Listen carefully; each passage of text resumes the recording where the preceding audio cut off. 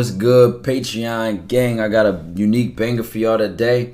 A lot of y'all are new to the Patreon, so a lot of y'all think that the Patreon... I'm going to explain some of the differences before we get into this video. This video is called Spiritual Message of the Week.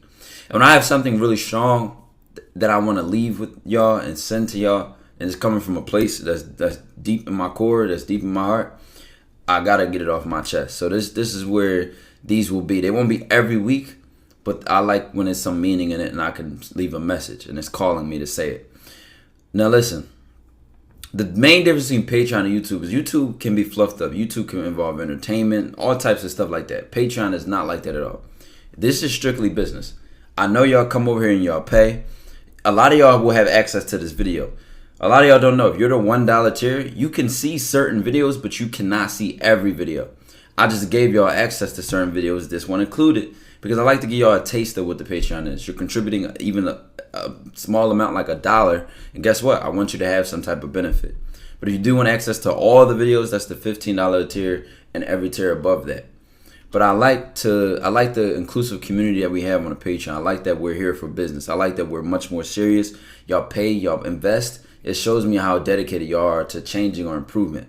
So that's the main difference between YouTube, Twitch, Patreon, any other platform. Patreon, we come here and we are serious.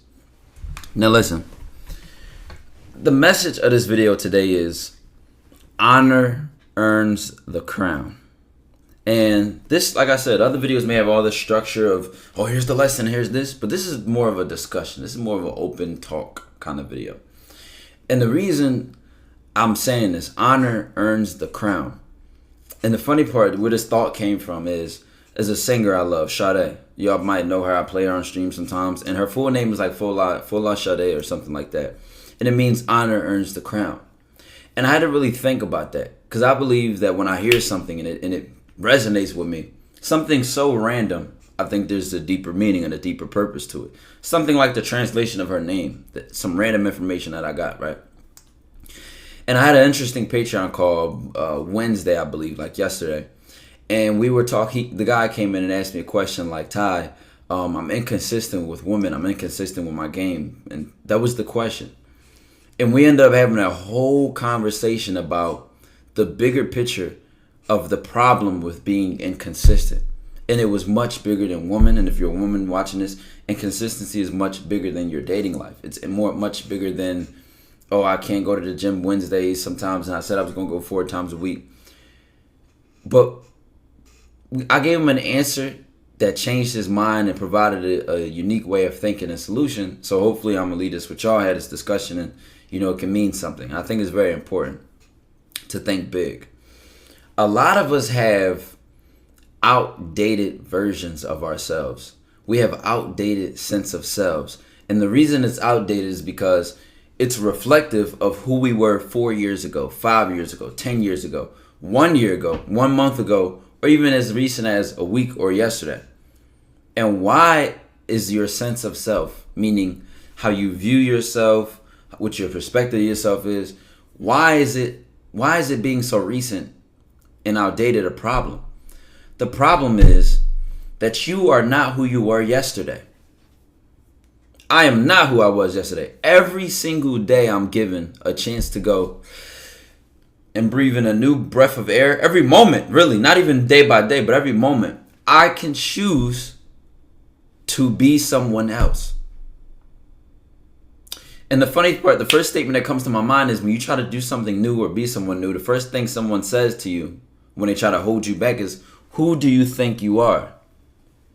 And the funny part is I don't think I'm nobody. I'm choosing who I am. It's not a thought. I'm just being, right? If you're truly standing on who you are and you have the courage to stand in who you want to be, it's all the same thing at one time.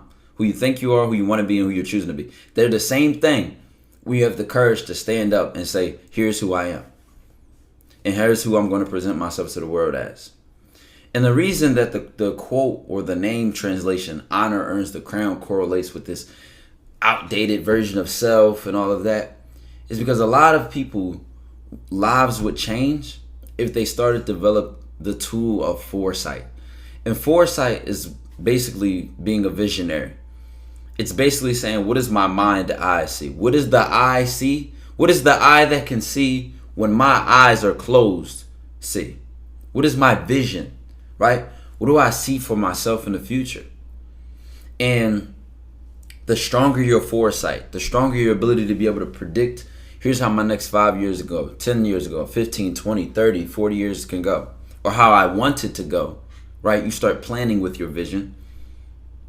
The stronger that is, the more your in the present moments can be dictated by some sort of structure. For example, if I'm trying to be a champion in basketball, I'm saying I want to win an NBA championship by the time I'm 30 or 40 or something like that. I'm making these numbers up. Or any championship in any sport, any big top title. I'm going to have to hold myself accountable today for that championship 10 years from now. Every day up until that 10 years. Because I could get it as soon as whenever, right? Let's say I am already a professional, or I'm going on my way to be recruited or whatever, and that's a part of my plan. Because plans and visions, excuse me, I need some more water. When I get to talking like this, I get thirsty. Plans and visions are specific. It's not just a written goal that says I want to be a millionaire. That could be at the top of the totem pole, but under that needs to be, how am I going to be a millionaire? Step by step by step. What's my plan? Plans are specific. They are detailed. They consider obstacles. They consider predictable problems. They consider advantages. You start getting good at looking at the cards you're dealt and saying, what's my next best move based on who I am and where I'm at? And I'm going to keep spinning this back to the quote, honor earns the crown, because the metaphor I used when I was doing the Patreon call that I mentioned was, do not go against the king. Do not disrespect the king. And who is the king? If you're watching this and you're a man. If you're watching this and you're a woman, then it's the queen. But the king is you. Who's the person that knows and understands you without you even opening your mouth? Who's the person that was there since the day you were born? Who's the person that will lay in your casket, in your grave with you? You. Do not go against the crown. And honor earns the crown, because as you honor the crown, as you stand by it, as you defend it, as you manage it, right? Because a strong kingdom, people don't just walk in and out the castle gates. There are guards at the gate. But you let anybody walk in and out of your life as if, there's no boundaries that you have. Or as if they shouldn't be vetted to come into your life or your kingdom with a purpose. You allow yourself to play yourself in many types of ways. But part of this is because what I said in the beginning, you have an outdated sense of self. You're not looking ahead and saying, you know what, I'm going to be running my own business in the future. You know what, I'm going to go back to school and get this degree for that. You know what, I'm going to have children. I'm going to get this big house. You're thinking of yourself so small that you're dishonoring and disrespecting the crown. And the thing about you is you are a powerful motherfucker. You are powerful. And you cannot harness your power. It reminds me of like the Marvel movie and the Avengers. Thor has this hammer, right? And the hammer is called Mjolnir or some. It has some weird ass name. Basically, you cannot lift the hammer unless you're worthy. That's you. That's the crown. Every time you disrespect the crown, dishonor the crown, go against the crown, you show the hammer you cannot pick it up. So there's so much power in you when you're assertive, when you're confident, when you believe in yourself, when you take risks, when you say, you know what, I got it, I can do it. There's so much power in you that comes out. Your drive is just impeccable.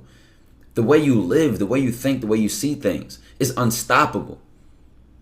And you cannot begin to harness that or bring that out of you if you do not honor yourself. You do not stand by yourself. You do not live and die by yourself.